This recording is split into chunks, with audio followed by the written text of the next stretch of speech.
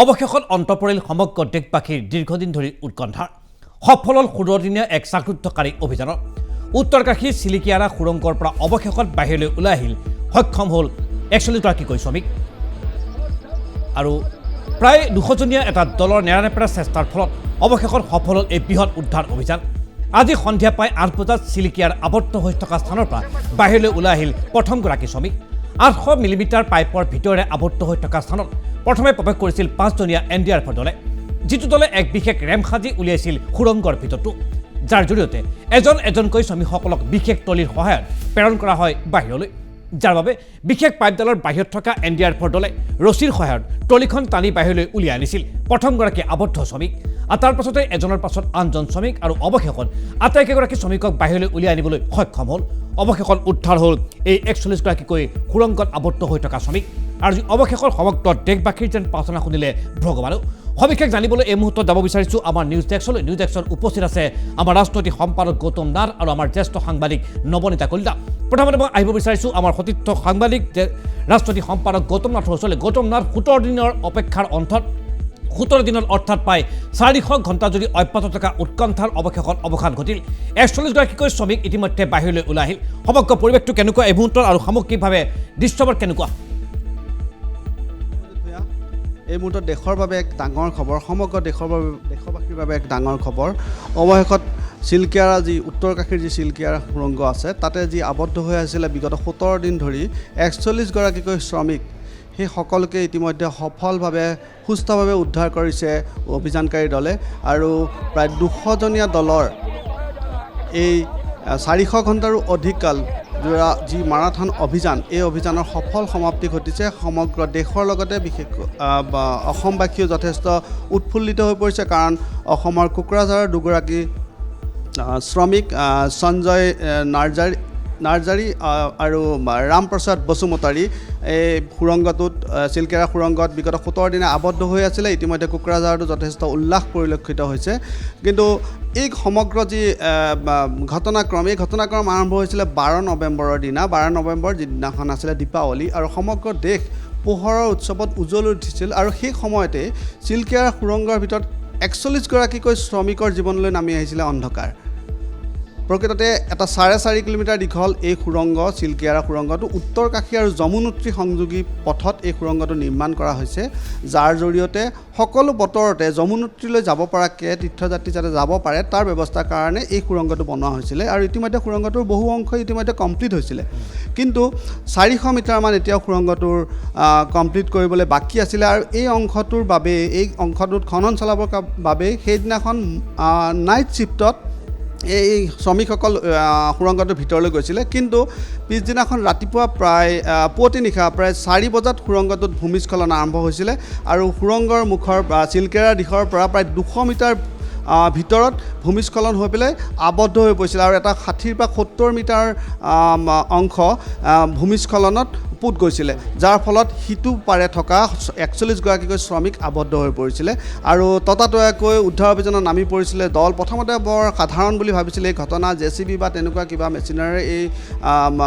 যি ভগ্নাৱশেষ বা ধ্বংসাৱশেষ সেইখিনি আঁতৰ কৰাই মাটি আঁতৰ কৰাই পেলাই শ্ৰমিকসকলক উদ্ধাৰ কৰিব পাৰিম বুলি ভবা হৈছিল যদিও সময় বাগৰাৰ লগে লগে যথেষ্ট জটিল হৈ পৰিছিলে এই অভিযান আৰু ১৭ দিন লাগিলে এনেদৰে আৰু সেই সময়ত যেতিয়া শ্ৰমিকসকল আবদ্ধ হৈ পৰিছিলে সেই স্থানত যি সুৰংগৰ ভিতৰৰ পৰা যি পানী নিষ্কাশনৰ বাবে যি পাইপ আছিলে সেই পাইপক ব্যৱহাৰ কৰা হৈছিলে শ্ৰমিকসকলক অক্সিজেনৰ পৰা আদি কৰি যি ড্ৰাই ফুডছ হওক যি খাদ্য বিশেষকৈ শুকান খাদ্য প্ৰেৰণৰ বাবে একমাত্ৰ ৰাস্তা আছিলে সেই পাইপডাল আৰু সেই পাইপডালৰ জৰিয়তেই বিগত ২-৩ দিনলৈ শ্ৰমিকসকলক খাদ্য যোগান ধৰা হৈছিলে কিন্তু লাহে লাহে যিহেতু অভিযান দীঘলীয়া হোৱাৰ সম্ভাৱনা পৰিলক্ষিত হৈছিলে তাৰ বাবে অভিযানকাৰী দলে প্ৰায় ২০০জনীয়া অভিযানকাৰী দল মই কৈছোঁ আৰু তেওঁলোক নিঃসন্দেহে প্ৰশংসাৰ পাত্ৰ সমগ্ৰ বিশ্বই তেওঁলোকক চাই আছে যে তেওঁলোকে চিলিৰ সেই ভয়ংকৰ খনি দুৰ্ঘটনাৰ পাছত প্ৰথমবাৰৰ বাবে এনেদৰে বিশ্বৰ প্ৰতিখন দেশৰ মানুহে চিলকিয়াৰা সুৰংগৰ ওপৰত দৃষ্টি নিবদ্ধ কৰিছিলে ভাৰতৰ স্বদেশী ২০০জনীয়া দলে অৱশ্যে এই ক্ষেত্ৰত অষ্ট্ৰেলিয়াৰ এজন সুৰংগ বিশেষজ্ঞ আৰ্নল্ড ডিস্ক আহিছিলে থাইলেণ্ডৰ আৰু নৰৱেৰ সুৰংগ বিশেষজ্ঞৰো সহায় লৈছিল তেওঁলোকে ভাৰ্চুৱেলি তেওঁলোকৰ লগত সংযুক্ত হৈছিল আৰ্নল্ডিছ নিজে আহিছিলে এই অভিযানৰ কাৰণে কিন্তু যিয়ে হওক ভাৰতীয় সেনাৰ লগতে আপোনাৰ 200জনীয়া যি দল তেওঁলোকে সমগ্ৰ অভিযান পৰিচালনা কৰিছিলে তেওঁলোকে হাৰ মনা নাছিলে কোনো কাৰণতে প্ৰত্যেক দিনাই প্ৰত্যেক সময়তে একোটা বাধাৰ সৃষ্টি হৈছিলে মাৰ্কিন যুক্তৰাষ্ট্ৰত নিৰ্মিত অত্যাধুনিক আৰ্গৰ মেচিন অনা হৈছিলে 3টাকৈ আৰ্গৰ মেচিন অনা হৈছিলে তালৈ প্ৰত্যেকটো মেচিনেই খননৰ সময়ত যথেষ্ট অসুবিধাৰ সন্মুখীন হৈছিলে এটা সময়ত আৰ্গৰ মেচিনৰ খনন বন্ধ কৰি দিবলগীয়া হৈছিলে অভিযানকাৰী দলে আৰু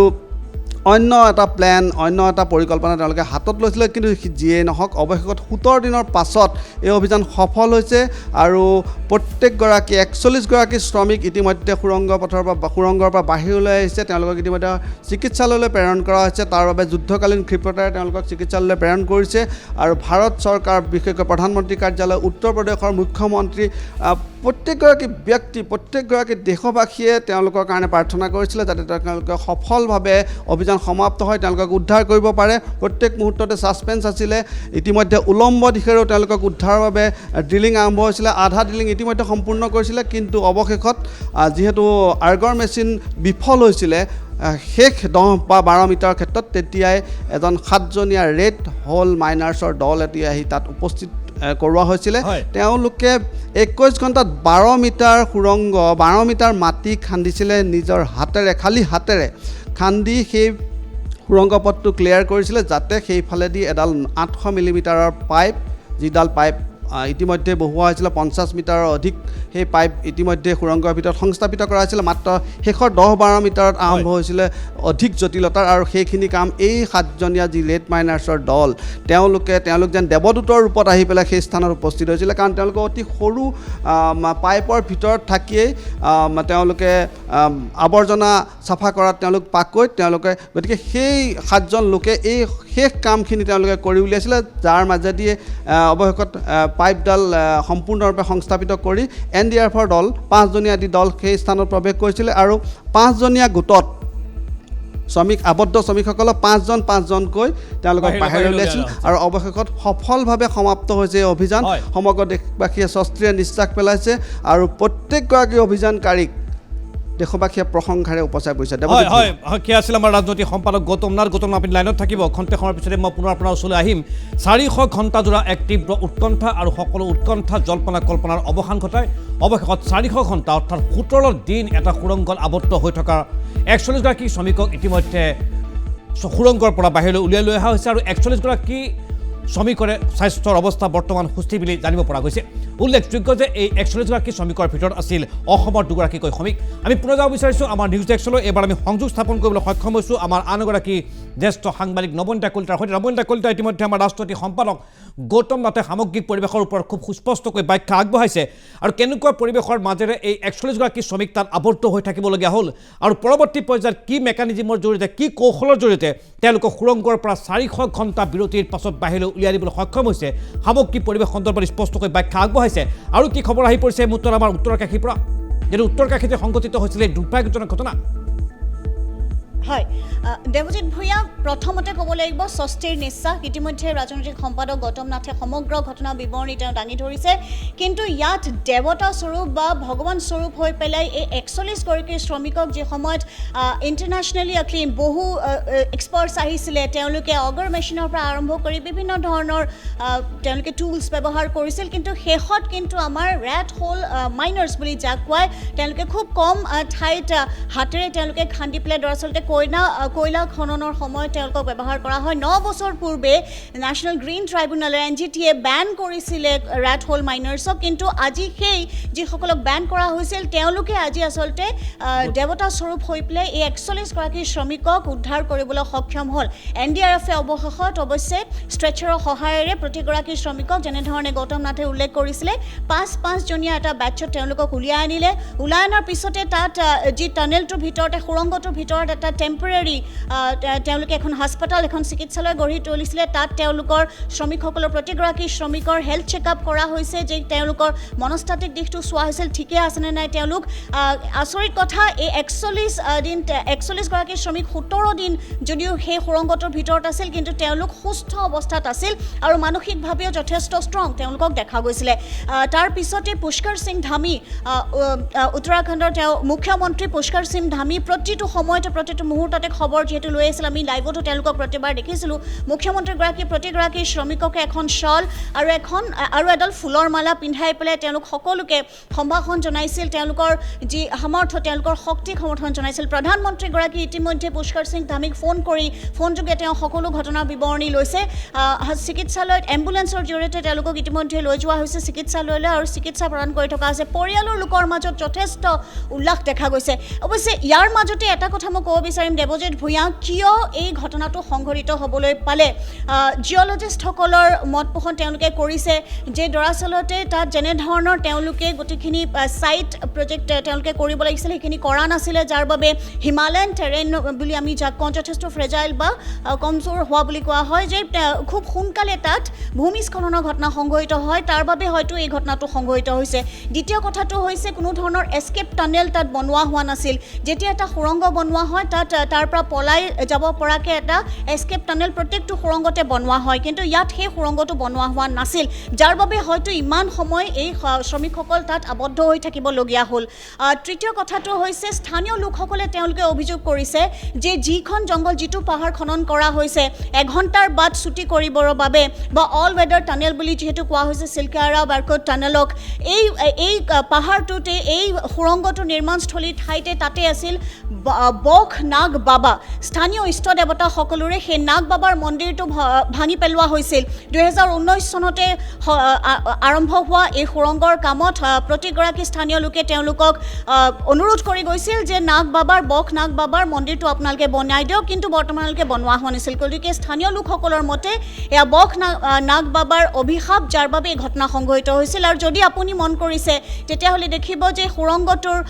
বাওঁহাতে আমি যদি চাওঁ তেওঁলোকে এটা অস্থায়ী মন্দিৰ আচলতে তাত যিটো মন্দিৰ আছিল সেই পুনৰবাৰ অস্থায়ীভাৱে বাবা বখ নাগৰ মন্দিৰ স্থাপন কৰাৰ পিছতহে মুখ্যমন্ত্ৰী পুষ্কৰ সিং ধামীও ক'লে যে তাৰ বাবে এই সমগ্ৰ প্ৰক্ৰিয়া সম্ভৱ হ'ল হয় আপুনি সুন্দৰকৈ ব্যাখ্যা আগবঢ়াইছে আৰু ইতিমধ্যে বিভিন্ন ধৰণৰ বক্তব্যও প্ৰকাশ কৰা হৈছে বিভিন্ন পক্ষৰ জৰিয়তে মই পুনৰ যাব বিচাৰিছোঁ আমাৰ ৰাজনৈতিক সম্পাদক গৌতম নাথৰ ওচৰলৈ গৌতম নাথ ইতিমধ্যে আমাৰ ওচৰলৈ খবৰ আহিছে দেশৰ প্ৰধানমন্ত্ৰী নৰেন্দ্ৰ মোদীয়ে পুষ্কৰ সিং ধামী মুখ্যমন্ত্ৰীৰ সৈতে বাৰ্তালাপ কৰিছে এই সম্পৰ্কে কিবা তথ্য আহি পৰিছে নেকি আমাৰ হাতত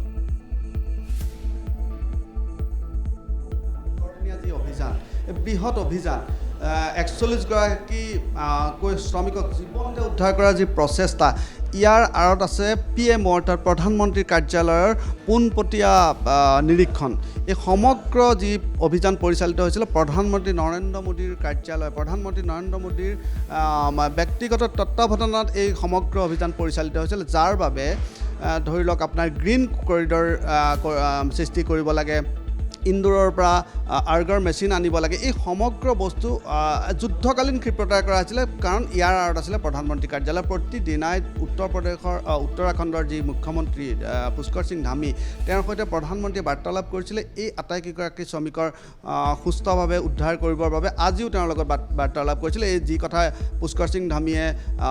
ইতিমধ্যে ঘোষণা বিভিন্ন সংবাদ মাধ্যমত তেওঁ কৈছে আৰু প্ৰধানমন্ত্ৰী নৰেন্দ্ৰ মোদীয়ে পোনপটীয়াভাৱে এই অভিযানৰ সন্মুখলৈ অহা নাই যদিও আচলতে ইয়াৰ পিছত তেওঁৰ হাত যথেষ্ট প্ৰধানমন্ত্ৰীয়ে যথেষ্ট হাত আছে আৰু তেওঁৰ নিৰ্দেশতেই কোনো ধৰণৰ অসুবিধা যাতে সৃষ্টি নহয় এই অভিযানত তাৰ বাবে তেওঁৰ কাৰ্যালয়ক স্পষ্টভাৱে নিৰ্দেশনা প্ৰদান কৰা প্ৰধানমন্ত্ৰী কাৰ্যালয় পোনপটীয়া প্ৰত্যক্ষ হস্তক্ষেপ দেখিবলৈ পোৱা গৈছিল সমগ্ৰ প্ৰক্ৰিয়াটোৰ ওপৰত তেওঁলোকে নিৰীক্ষণ ৰাখিছিল আৰু যাৰ বাবেই এই মুহূৰ্তত কোৱা হৈছে যে 41গৰাকীকৈ শ্ৰমিক সুস্থিৰ অৱস্থাৰ সুৰংগৰ বাহিৰলৈ ওলাই আহিল 400 ঘণ্টা ধৰি আবদ্ধ হৈ থকাৰ পাছত ইতিমধ্যে আমাৰ হাতত আহি পৰিছে প্ৰথমগৰাকী শ্ৰমিকৰ বক্তব্য আমি টেলিভিছন স্ক্ৰীণত আপোনালোকক দেখুৱাব বিচাৰিছোঁ 41গৰাকী শ্ৰমিকৰ প্ৰথমগৰাকী শ্ৰমিক যি সুৰংগৰ বাহিৰলৈ ওলাই আহিছিল 400 ঘণ্টা ধৰি সুৰংগৰ মাজত আবদ্ধ হৈ থকাৰ অভিজ্ঞতাৰ কথা ব্যক্ত কৰিছিল সাংবাদিকৰ আগত আহকচোন তেখেতৰ বক্তব্য হয় ইতিমধ্যে প্ৰথমগৰাকী শ্ৰমিকৰ বক্তব্য আহি পৰিছে প্ৰাগ নিউজৰ হাতত क्या नाम है आपका? फुलचंद होते कहाँ के आप रहने वाले हैं? ओडिशा। उड़ीसा। ये बताइए, अब तो आप लोग खुश हैं और ये पहली प्रतिक्रिया आप दे रहे हैं जब आपके परिजन बाहर निकल कर आ रहे हैं। थोड़ा तेज बोलिए, आराम से बोलिए। नहीं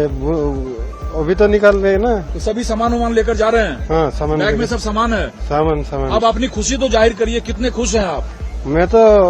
ज्यादा से ज्यादा खुश हूँ। ज्यादा से ज्यादा खुश हैं। उड़ीसा সেয়া দেখিবলৈ পালে 41গৰাকী শ্ৰমিকক ইতিমধ্যে জীৱন্ত উদ্ধাৰ কৰা হৈছে আৰু প্ৰথমগৰাকী শ্ৰমিকৰ বক্তব্য আপোনালোকে এই মুহূৰ্তত টেলিভিছনৰ পৰা শুনিবলৈ পাইছে। আনহাতে সাংবাদিকৰ বক্তব্যৰ প্ৰশ্নৰ উত্তৰত কিছু বক্তব্য প্ৰকাশ কৰিছে NDRFৰ দলৰ সদস্যসকলে। আৰু কি ক'ব খুজিছে NDRF দলৰ সদস্যসকলে? NDRF দলৰ সদস্যসকলৰ বক্তব্য কি এই সফল অভিযানৰ পাছত? एनडीआरएफ की और एसडीआरएफ की टीम के पाइप अंदर घुस गया। हाँ पाइप अंदर घुस गया। पाइप के अंदर से जी निकले। जी जी जी। तो अब जो एनडीआरएफ की टीम है वहां से आप खींचेंगे टोली पे खींचेंगे। अच्छा जी। तो पहला मजदूर आपके हिसाब से अगले कितने मिनटों में बाहर आ जाएगा? बस 15 से 20 मिनट में चालू हो जाएगा आना निकलने। अच्छा जी। और कितना लगभग समय लगेगा? आप अंदर पूरा सर कम गणित से कम लगा कर आए हैं? সেয়া দেখিবলৈ পালে আপোনালোকে NDRF দলৰ বক্তব্য অভিযান চলোৱাৰ প্ৰাক মুহূৰ্তত আৰু ইতিমধ্যে কেন্দ্ৰীয় চৰকাৰৰ ফালৰ পৰা ঘোষণা কৰা হৈছে এই অপাৰেশ্যনৰ নাম আছিল অপাৰেশ্যন জিন্দেগী। আৰু ইতিমধ্যে প্ৰাণীজ দৰ্শকসকলৰ অৱগত যে অসমৰ কোকৰাঝাৰৰ দুগৰাকীকৈ শ্ৰমিক আছিল এই আবদ্ধ হৈ থকা স্থানত। আৰু ইতিমধ্যে দুগৰাকীকৈ শ্ৰমিকক অসমৰ সুস্থিৰ অৱস্থাত সুৰংগৰ বাহিৰলৈ লৈ অহা হৈছে। আহক চাওঁ তেওঁলোকৰ পৰিয়ালৰ বক্তব্য কি এই মুহূৰ্তত। কোকৰাঝাৰৰ পৰিয়ালৰ বক্তব্য। মোৰ ল'ৰাটো উদ্ধাৰ হৈছে। মই ল'ৰাৰ লগত কথা পাতিছোঁ এই অলপ আগতে। সঞ্জয়ৰ লগত আমি কথা পাতিব পৰা নাই। এই ল'ৰাকেইজন উদ্ধাৰ হোৱাৰ কাৰণে মোৰ মনটো ভাল লাগিল আৰু কি। তাৰ কাৰণে আমি চৰকাৰক অনুৰোধ কৰিছোঁ মোৰ যাতে জ্ঞাপনটো মানে স্বীকাৰ কৰে আৰু ভগৱানৰ ওচৰত মই প্ৰাৰ্থনা কৰিছোঁ ভগৱানেও যাতে মোৰ হৃদয় গৃহতাটো মানে স্বীকাৰ কৰে। এই মোৰ মনত সন্তুষ্ট লাগিছে। মোৰ দুখহীনতা দূৰ হ'ল অলপ। যেতিয়ালৈকে ঘৰত আহি পাব তেতিয়া আৰু বেছিকৈ ভাল পাম আৰু কি। ধন্যবাদ দিছোঁ। মই চৰকাৰক ধন্যবাদ দিছোঁ। সদায় ভগৱানৰ প্ৰাৰ্থনা কৰি আছে। ভগৱানে ধন্যবাদ উদ্ধাৰ হৈছে। ভগৱানে ধন্যবাদ দিছোঁ। আজি ওলাইছে, আজি ওলাবাৰ পাইছে। মনটা খুব শান্তি লাগিছে। এতিয়া 108ত ভিতৰত আছে এনেকুৱা হ'ল। এই অলপ আগত মাত্ৰ সেয়া আপোনালোকে দেখিবলৈ পালে 400 ঘণ্টা ধৰি সুৰংগত আবদ্ধ হৈ থকা 41গৰাকী শ্ৰমিকৰ ভিতৰত দুগৰাকী আছিল অসমৰ শ্ৰমিক আৰু সেই দুগৰাকী শ্ৰমিকক ইতিমধ্যে উদ্ধাৰ কৰা হৈছে। আৰু তাৰ পাছতেই কোকৰাঝাৰৰ সেই বিশেষ ঘৰ দুখনত দেখিবলৈ পোৱা গৈছে উৎসৱৰ বন্যা। সকলোৱে স্বাভাৱিকতে উৎফুল্লিত হৈ পৰিছে আৰু চৰকাৰ আৰু ভগৱানক তেওঁলোকে অন্তৰৰ ফালৰ পৰা কৃতজ্ঞতা জ্ঞাপন কৰিছে।